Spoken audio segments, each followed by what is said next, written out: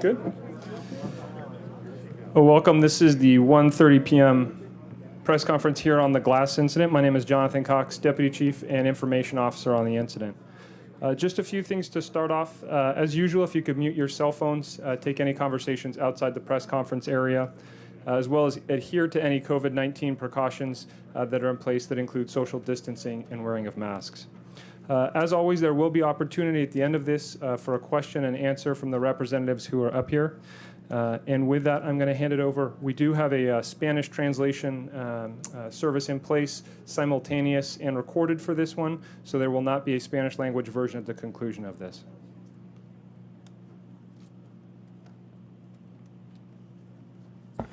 Hola, muy buenas tardes. Le quiero avisar a nuestra comunidad que habla español que la conferencia estará disponible en los canales Univisión y KMX hoy más tarde. También será traducido en español y disponible por Cal OES en el canal OES YouTube. Gracias. Just a quick incident update here on the glass incident. We're currently sitting at 56,781 acres, 5% contained as of 7 o'clock this morning. As you're aware, we're under red flag conditions right now, so our focus is really contending with these changing conditions out there on the line. We confirmed this morning that 143 structures total have been destroyed on the incident, and 46 have been damaged. That includes both structures in Sonoma and Napa County, and that process is ongoing. That number is likely to change. That is not the definitive end number. With that, we still have over 24,000 structures that are threatened by this fire. That is in areas in both counties and a large swath of evacuated zones, both under orders and warnings. Currently, we have over 2,000 firefighter personnel on the line, 2,108 to be exact. We're on a 24-hour shift rotation with one crew doing 24 hours on the line and then a crew coming off and doing 24 hours off the line. And there are still evacuations, not only ongoing, but new evacuations being called, and those are coming out as they are deemed necessary. With that, just hand it over, as usual, to Mark Brunton, CAL FIRE Incident Management Team 3 Operations Section Chief for the very latest on the actual situation on the line. Good afternoon. As has been noted, that we are currently in a red flag watch and red flag warning. So this is having a significant impact on our fire. We're seeing winds that are transitioning to a northwest flow. This is going to be impacting our fire as I go around the fire area and explain the areas that are going to be most impacted by this weather condition, not only with the winds, but the very hot and dry temperatures and already the fuel conditions, the vegetation that is extremely dry. So starting up the two zones, we have an east zone in Napa County, west zone Sonoma County. In the Napa County area, fire is impinging upon out on the outskirts of the community of Calistoga. There are resources and assets in that area doing point protection and structured defense in that area. It is not into the city limits by any stretch at this point, but it is something that we are closely watching, monitoring, and taking action on. Fire has impacted now on the Highway 29 north of Calistoga, and so we are seeing an impact to that and some road closures in that area. Moving into what's called Branch 4 and Division Hotel, very steep, rugged, tough terrain to fight fire in, and fire is established and running in those areas.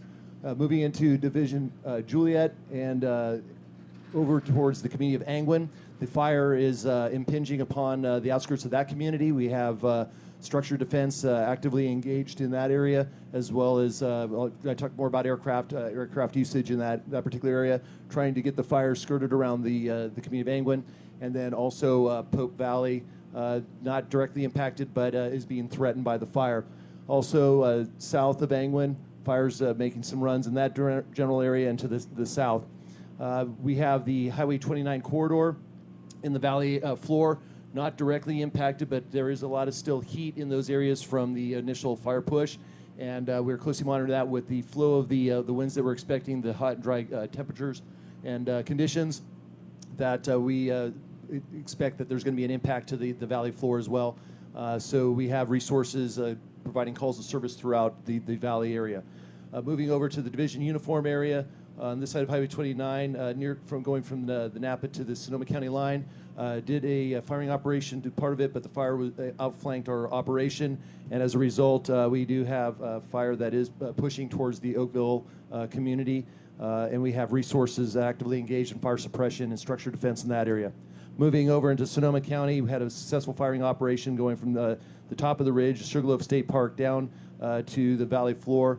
We had success there. Again, with this flow of the wind, that is a concern for us. I have about a 50% confidence that that line is going to hold. So there is a potential threat to the community of Kenwood and potentially even Glen Ellen.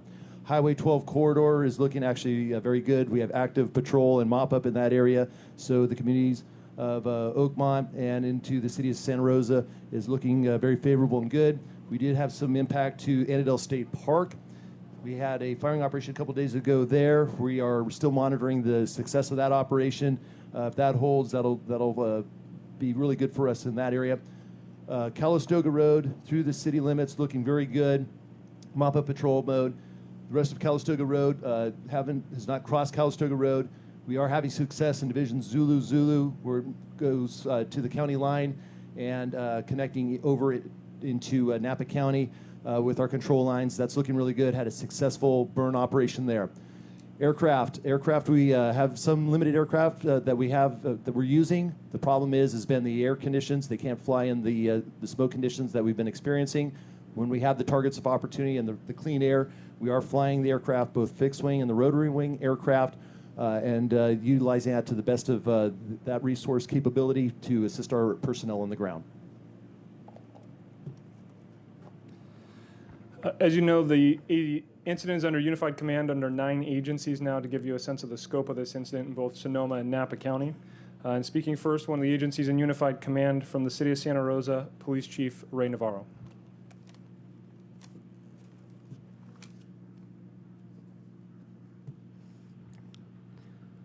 Thank you, Jonathan. So first of all, I'm pleased to announce that we've had another day of no looting or looting-related arrests within the city of Santa Rosa. We're continuing to provide increased traffic and staffing patrols within the evacuation areas and also warnings with the assistance of mutual aid, including the San Francisco Police Department and the San Francisco Sheriff's Department. We are encountering people who are illegally entering some of these evacuated areas. So we ask that you ask as a reminder that these evacuation orders mean that it's unlawful to enter any of these areas. That includes do not remove any of the barricades. It becomes very dangerous when those are moved, and it confuses other residents who might be in the area. Also, do not park and do not walk into these mandated evacuated areas. It is unlawful to be there both in a vehicle or on foot. And we also, please don't demand to be let in. Our officers are doing a job. They have a specific mission that they're tasked with, and that is to provide safety for both the community and the public safety officials who are within these areas. So please don't ask them to, or don't demand entrance into any of these areas. There are no changes to the existing evacuation orders or the warnings within the city of Santa Rosa. There's no change to the evacuated residents. We currently stand at residents under the evacuation order are 12,925 residents, and community members under the evacuation warning are 22,631 members of our community. Just another reminder to get the latest evacuation information with a detailed map and the address search tool. Use the address search tool that's available at srcity.org/evac-updates. Again, I want to thank the community for their patience and those who are honoring the evacuation orders at this time, and just stress that you use patience, and again, thank you. Speaking next from the City of Santa Rosa Fire Department is Chief Tony Gosner. Hello, everyone. Tony Gosner, City of Santa Rosa Fire Chief. I'll be brief. You heard a great report from Mark Brunton. Our general concern is the Annandale area. We have a lot of resources in and out of that particular area doing tactical patrol, as well as up Calistoga Road.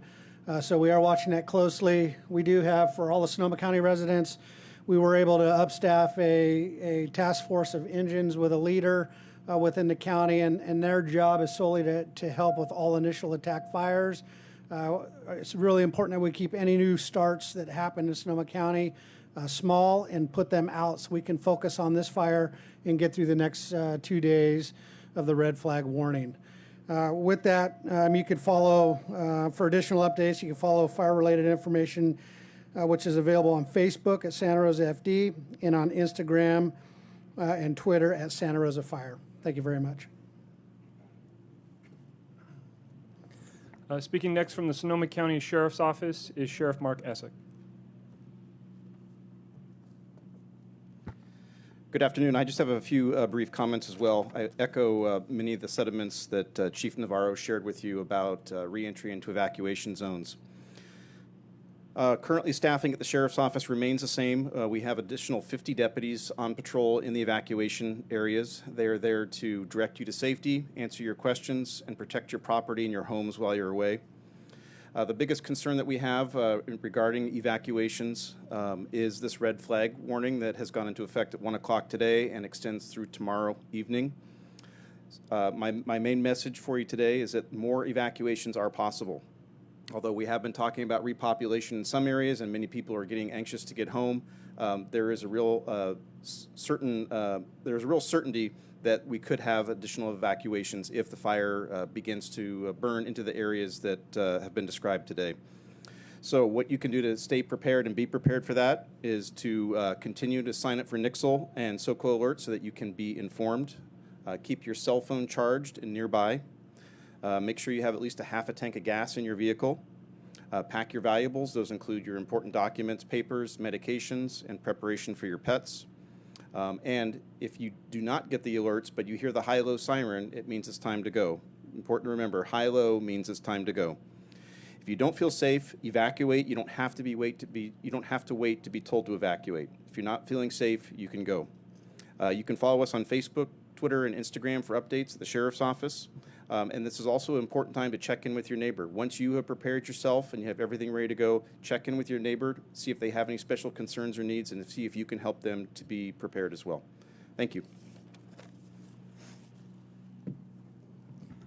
Speaking next from the Napa County Sheriff's Office is Under Sheriff John Crawford.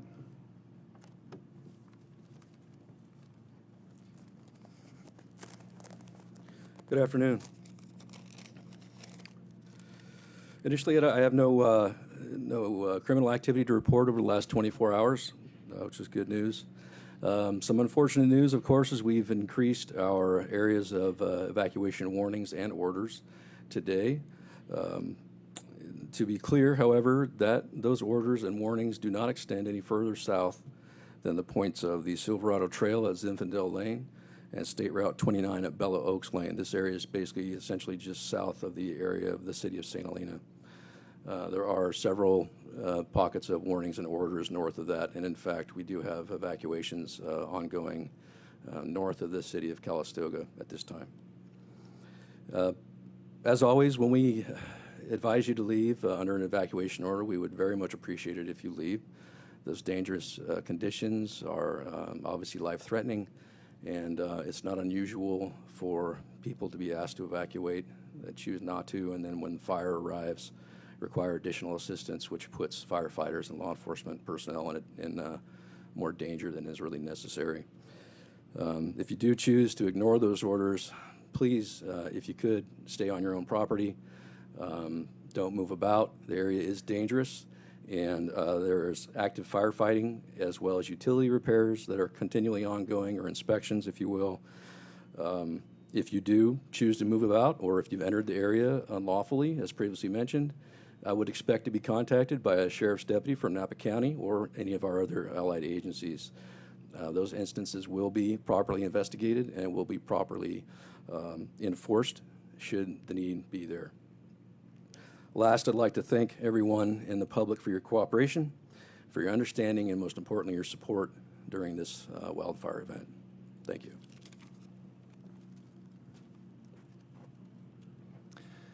Speaking next from the California Highway Patrol is Captain Aristotle Wolf. Thank you, Jonathan. Good afternoon. I'm Aristotle Wolf, your local CHP commander here in Sonoma County. The CHP continues to staff and support our law enforcement, firefighting, and emergency responder partners in both Napa and Sonoma County with resources from all over the 9 Bay Area counties, while still being able to keep up our patrol responsibilities and otherwise keep you safe on our highways. We would like to just give our normal reminders that the key to getting where you want to go punctually is to do so with patience and planning. Make sure you check your alternate routes. There are a lot of major arteries between cities that are closed, including Highway 29, Silverado Trail, and over in the Sonoma County area, Highway 12, Calistoga Road, and Arnold Drive. Those are major ways to get places, so please pick another route and you'll be there on time. But that's the key to that. We'd also like to remind people that as you are traveling, along with fires, power outages happen either on purpose because they're trying to work on those areas to get them repopulated, or as a consequence of the disaster.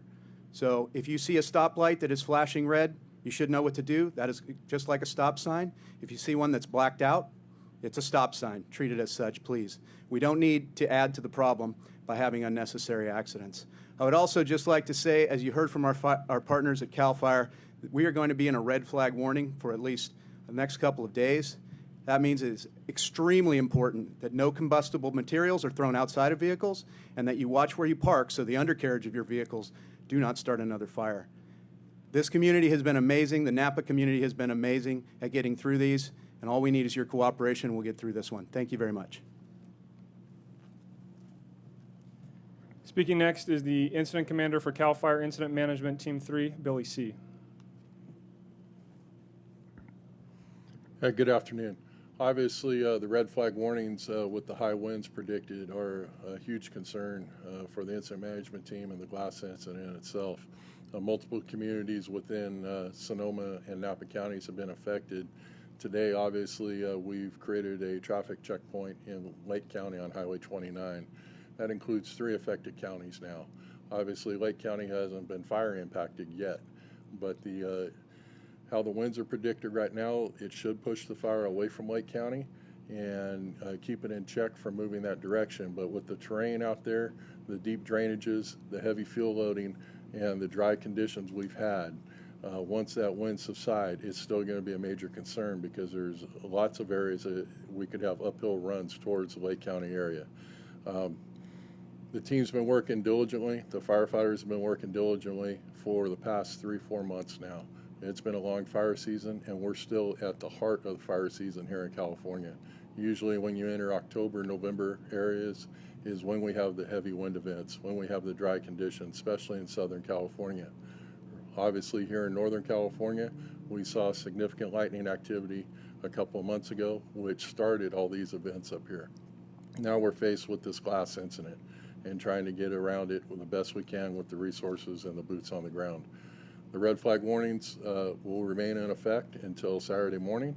At that time, the weather's supposed to ease up on us, and hopefully Mother Nature will play nice for a bit so my folks can get a little bit more aggressive on the ground and be able to herd and get around this fire and develop some more perimeter control. Obviously, you heard we're at 5% now. Each day we get small wins. Those small wins are going to end up in a big success at the end. We'll hold strong and true through this wind event, and we'll make sure we get around this quickest and safest way possible. Thank you.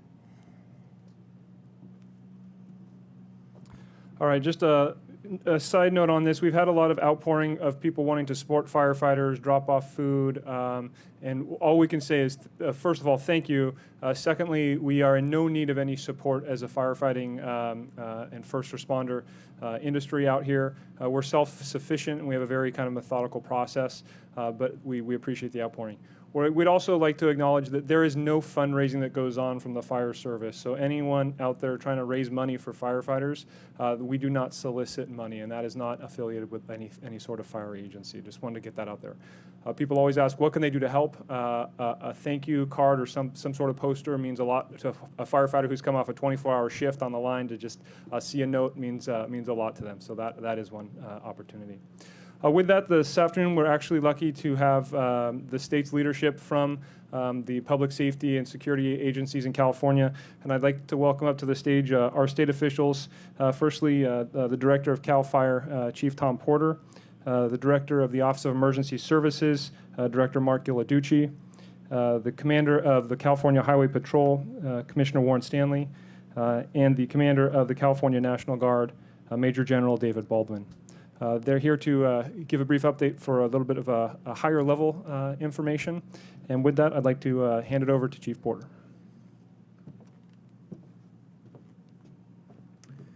Well, thank you, and thank you all for being here and for paying attention to very important messages by all of those behind me. This is a team sport. We cannot do this alone, and every agency that has been up here today has expressed that. And statewide, that is the cooperation that you see and should see, no matter where you are, no matter what is unfolding in and around your communities. We are very well organized here, and we're very well exercised as well. I wanted to cover a couple of high points from a statewide perspective. 23 major fires still tracking today, of which this is one. We have also, in the past 24 hours, we have put out 23 fires that could have been fires like this one. So we continue to put out fires as we're fighting this fire throughout the entire state. That's all of our federal, local, and CAL FIRE partners working together. Just since August 15th, over 3.6 million acres have burned. Just since August 15th. Since the start of the year, 3.95 million acres burned. It's likely that over the next day or two, we will crest the 4 million acre mark. Biggest year before this year, 1.54 million. We are dwarfing that previous record, and we have a lot of season left to go, as was previously mentioned by Chief C. We are continually adding to the numbers of firefighters. We're also, through our partnership with our federal agencies, and our EMAC resources directed and coordinated through Cal OES, Director Gilladucci. We're bringing in firefighters from outside of the state, outside of the nation. We have 17,000 firefighters on fires today in California. Not all here, but a lot of them are here, well over 2,000. We have 343 fire crews at work in California, 293 bulldozers cutting line, and about the line. Just to put a line around the fires that we currently have, we have well over the amount of line that it would take to go from San Diego, cut fire line with bulldozers, hand tools, all the way to New York City. We have a lot of work to do. 118 aircraft of various types, helicopters, fixed wing. We heard about the challenges with fixed wing with air quality and the ability to see. That is true. But just yesterday, 80,000 gallons of retardant went on this fire with our fixed wing air tankers. A lot of retardant. 300,000 gallons of water put on this fire from our rotary wing helicopter in conjunction with our partners and the National Guard for sure. Those out-of-state resources, I just want to go ahead and reference them directly. 122 fire engines from out of state. And thanks to our partnership, again, Director Ghilarducci and our EMAC capabilities, we've brought in engines from New Jersey, Montana, Utah, Texas, New Mexico, Washington, and that's just the out-of-state resources. Thousands of firefighters from across the state are in the fight and represented by most, if not all, of the cities in California, definitely all of the cities that have had resources to give that haven't been fighting their own fires or disasters or other issues that are going on. But we have firefighters from all over the state that are attached to all this. Last statistic I wanted to give, and this is just for this year, and it's just for CAL FIRE, but there are additions to this at the local government level and at the federal government level, but just this year alone, 68 arsonists have been pulled off the street, put in jail. That's 68 people that were looking to nefariously start fires somewhere in the state of California that are no longer available to do that. And that is a big undertaking. It is also a big benefit to all of us, and one that should never be understated, that we do have an enforcement capability, and that is ongoing regardless of the season and regardless of the fire activity that we're having. With that, I'm going to pass the mic to Director Ghilarducci, Cal OES.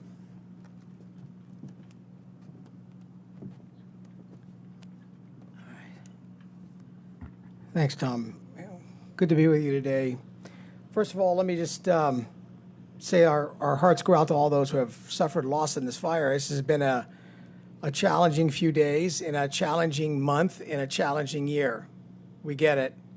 We have Tom mentioned multiple fires, 26 fires or so he talks about those are major fires. But we've literally had fires from the Mexican border to the Oregon border that we've had to deal with this year, many simultaneously. Those have resulted in loss of some 15,000 plus structures, people's homes. We get that. But we've been here before, unfortunately. And we'll get through this as we have gotten through the fires of the past. In 2017, we came together as a state, as a community, to work to address all of the needs of the community, both in Napa and in Sonoma. And, we're actively working to do that again. Right now for this fire, obviously the governor's proclaimed a state of emergency. That's opened up certain resources, directed my office to task state agencies and bring together all of the assets that are necessary to be able to fight these fires. It is a complete all hands on deck.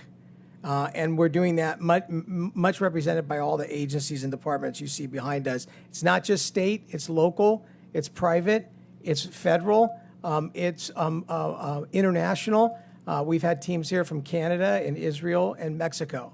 So really we are leveraging all that, and we are also leveraging our military, both from the National Guard and our Title 10 active duty forces that are actively working on the ground at a number of these fires in California. So the enormity of all this, to put it into perspective, is something that's really stretching all of us. For a state as capable, as resource-rich, and as battle-tested as we are having to work together to navigate. And you, the public, are a huge part of that effort. We cannot do it without you.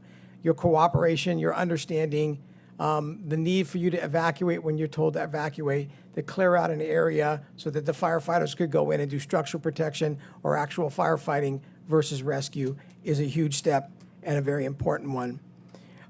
We have also been able to get a fire management assistance grant from the federal government through FEMA for this fire. Between what the governor has provided through the California Disaster Assistance Act and what FEMA has provided through the Fire Management Assistance Grant. Those are funds that help local government and the state to get the resources that are needed. We don't want to have a gap in funding, and we do not have a gap in funding. We are focused on that. Now the effort is to do damage assessment, and we are actively doing that. It's a combination of Cal OES, our local governments, Napa and Sonoma counties, Cal Fire, California National Guard, using all sorts of technologies to be able to rapidly assess structure loss and structure damage. That, in turn, as we get all of that data, can be turned into another request for a major disaster declaration from the White House. That would be actually the third major disaster request that California has asked for in really the last month.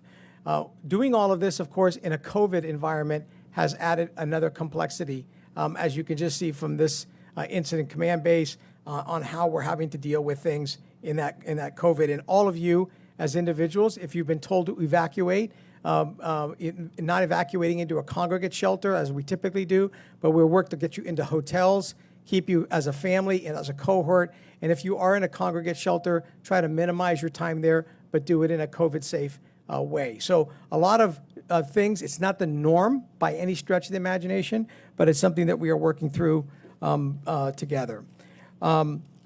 One thing I need to say is that we were successful in getting a major disaster declaration for the LNU complex, lightning complex fires. That's the fire that fires that immediately preceded this glass fire. We have announced that individuals who have suffered loss in the LNU complex fire can seek disaster aid, can call FEMA, register for FEMA disaster assistance for immediate needs, etc. We do not have that yet for the glass fire. So we do know that people of the glass fire are calling FEMA and registering for disaster assistance. I just want to make it clear that until that program gets turned on, and we are working diligently to make that happen, if you've suffered loss in the glass fire, we're not quite yet where we can get you into individual assistance programs by FEMA. So more on that as the day goes on. We're hoping to have better news on that in the coming weeks. In the meantime, we are working with the county to open up yet another local assistance center, both in Napa and in Sonoma, to provide state agencies, local governments, non-governmental entities to provide immediate need funding to be able to provide record replacement, vital records, tax forms, driver's licenses, and things that you may have suffered. And we'll have all of the agencies there as a one-stop shop. We'll do it both in person and we'll do it virtually. So that's all I want to say from OES. We have been with you before. Remember that the process is that we are at the firefight, and then we do the damage assessment, and then we get the disaster recovery programs.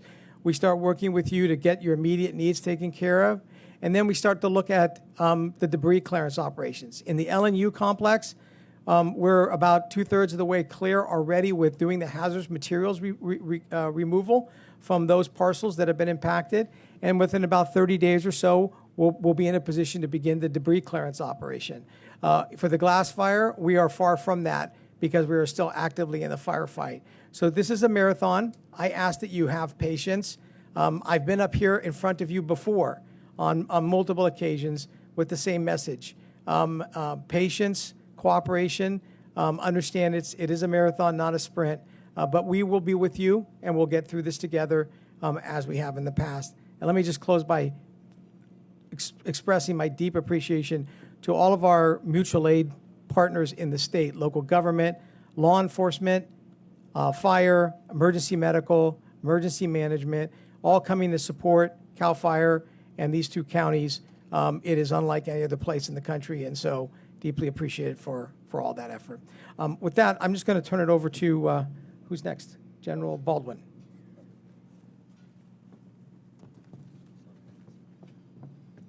Thanks, Director, and good afternoon, everybody. The military has 2,200 soldiers, sailors, airmen, and Marines responding to emergency operations throughout the state.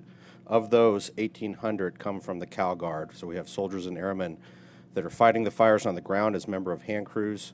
We have helicopters that are conducting fire suppression efforts. We're flying aerial tankers.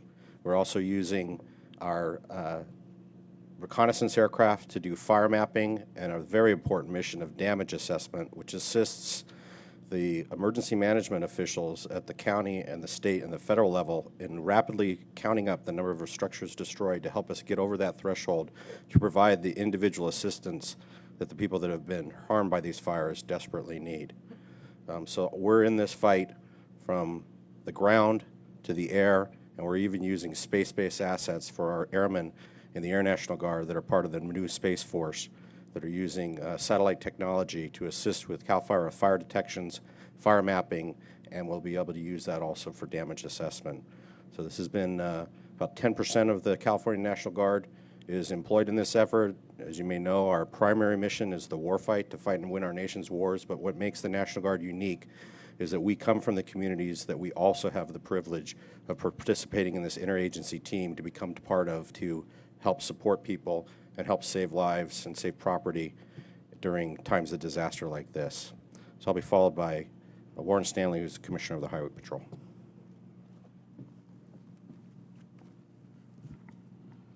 Thank you, General, and good afternoon, everyone. Representing the CHP throughout the state, we have about 70 personnel assisting with these 23 fires throughout the state. Specifically, here at this fire, the glass fire, we have 30 personnel assigned, assisting with traffic control, evacuation, and general law enforcement. And one of the things that is so important, I spoke about a little bit earlier, at the traffic control points, and we all know that people want to get back to their homes and see what's going on. Did my home survive? Did it get burned down? But just remember, when we have law enforcement personnel there, whether it be a CHP officer or a local police department officer or a sheriff's deputy, that they're there to keep you safe. If the roadway's shut down, it's for a reason, because we still have active fire that CAL FIRE and our other fire department partners are trying to put that fire out, and we want to make sure we can get them in and out of there safely and get their equipment in and out safely, and other first responders that are going in to help fight these fires and mitigate this situation. And lastly, one thing that's very important, I think everybody before me has spoken about it, and I want to reemphasize it, is evacuations. If you get a knock on your door, you hear that high-low siren, you have a deputy or a CHP officer or a PD officer knocking on your door, you get the reverse 911 call to evacuate. Please evacuate, because we want to get you to safety. The fire is bad, but even worse than that is the loss of life, and we want to minimize or eliminate the loss of life, and that's so important to us. And I want to thank all our law enforcement partners, not only here, but up and down the state, working together and collaborating to mitigate these fires and get them out as soon as possible. Thank you for your time today, Jonathan. Thank you. We have a few minutes for just 2 or 3 questions. I'm wondering if you've already observed any change in fire activity relative to the arrival or shift of wind, and I'm also wondering what it would take to, in terms of that southwestern branch on the Sonoma County side, southeastern rather, towards Kenwood and Glen Ellen, what it would take to trigger any additional warning or evacuation there? Sure. So the question was related to any fire activity increasing we've seen since the weather has changed, as well as what would the triggers be for evacuations in the Kenwood, Glen Ellen area. As far as the wind change, that was predicted for this afternoon. Today we've seen increase in fire activity throughout many portions of the incident. As far as what it's going to take in that southeast corner and southwest corner that you're talking about there, obviously if we do have winds that come through and heat up the current fire activity that's within the perimeter that's been established in that area, there's a high probability that there would be spot fires created from ember casts coming out of any of the heavy vegetation. We do have resources in there working diligently, securing that perimeter the best way we can at this point. It's unpredictable with what type of wind patterns. There's an old common saying, where the wind blows, that's where the fire is going to go. And that's pretty much how we're going to watch this for right now and plan for and be aggressive with our tactical decisions on the ground. What do we have to thank for there not being fatalities that are known? Is it our behavior? Is it early evacuations? Is there anything this time that's so different than times in the past? Sure. So the question was related to what was the difference this time versus what was in the past, and I'm happy to refer Chief Gosner or Chief Jones, who've been here since the beginning. I would attribute it to a few things. One, we are kind of a battle-tested community, so everyone's aware of what's going on. We knew there was fire in Napa, so most communities were aware of that. I spent a lot of time in Oakmont that afternoon talking to residents, and everyone was aware of what was going on with the smoke in the air. The other factor is that we really evacuated as early as we could, right? Until we knew really what was going on. By the time we knew there was a spot fire, which was reported at 5 acres, to the time somebody got on scene and said, "No, it's 50 acres. And by the way, there's a second one that's 75 acres. That's when we pulled the trigger to evacuate. And we did it in a way where we did one side first, the north side first. We put the south side on a warning, and when the north side was done, and we did the south side. And that worked very well. That doesn't mean there wasn't traffic. That doesn't mean there wasn't difficulty for some. But we believe that really played well for everyone. And everyone was they understood what was going on. So most of the people were starting to move out anyways. I'm not on Facebook, but a lot of those people are, and they're hearing stories from different areas, and you know how that spreads through media. So I think there's multiple factors, but the number one is that the people of Sonoma County and Napa County, they're pretty battle hardened when it comes to the wildfire season.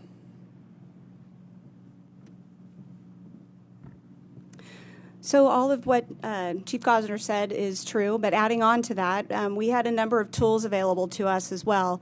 The cooperation and the organization of CAL FIRE and our local government cooperators, being able to order resources and utilize them. We had staffing also, and we utilized night air ops or air attack. So they were in the air. They helped us with evaluating where the fire was going, and it did assist us in identifying where we needed to go, and then working with our local government partners, making the notifications through all the folks that you see behind me to let them know and work a coordinated effort with all of them, having them at the incident command post and right there at our hips, so that we all had that opportunity to talk and discuss and to get that word out for the evacuations. That was a great thing.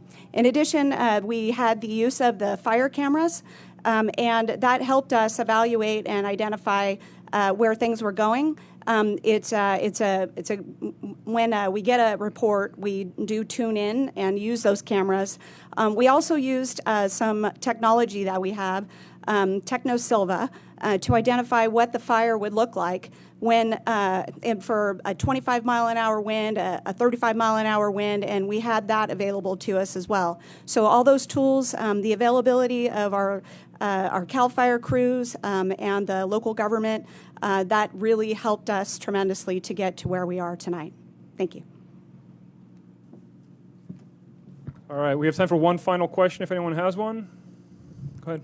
I guess I'm wondering for our state officials, you know, we're in a situation now where we obviously are anticipating an increased number of wildfires, and we, more than anyone else probably in the state, perhaps, know what it's like to have a succession of them, one after the other. We've seen, heard these reports of, a desperate need for resources.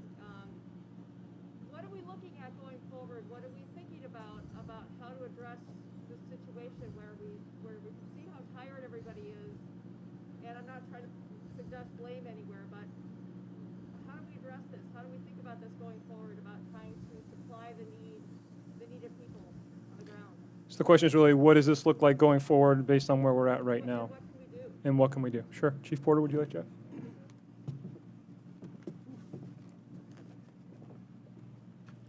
Well, it is a good question. Where do we go from here? What does the future hold? And really what we're looking at is a point in time that is much like a point in time that happened just over 100 years ago. 1910, great fires occurred in the Pacific Northwest. They really created and changed the way wildfire was looked at thought and science that was developed to do all of those things at that point in time and carried for 100 years. It didn't do the right thing. It didn't do what we need it to do now. It might have been fine when there were that few people on the landscape. But in California, with 40 million people, there isn't a fire that we're going to have that isn't going to impact people at some point in the near future. And so what we're looking at, and this is something that we are currently doing, we have been doing for the last several years, and it will take several decades to get to the point where we really need to be. But what we're doing is looking at it holistically. It's not just more firefighters. It's not just more aircraft. It's not just more fuels reduction project work. It's not just defensible space or home hardening. It is absolutely every one of those things. We need every piece of the system to be raised to meet the challenge that the changing climate is giving us and that California is going to be in the future. Every acre in California can and will burn someday. And we need to embrace that and become resilient to it by embracing the entire system approach to fixing this problem. All right, just want to thank all of our state leaders who were joined us today. Just a reminder, the next press conference will be back at 11 a.m. tomorrow at this same location. We will be available after this for one-on-one questions should you have them. Thank you for being here. This concludes the press conference.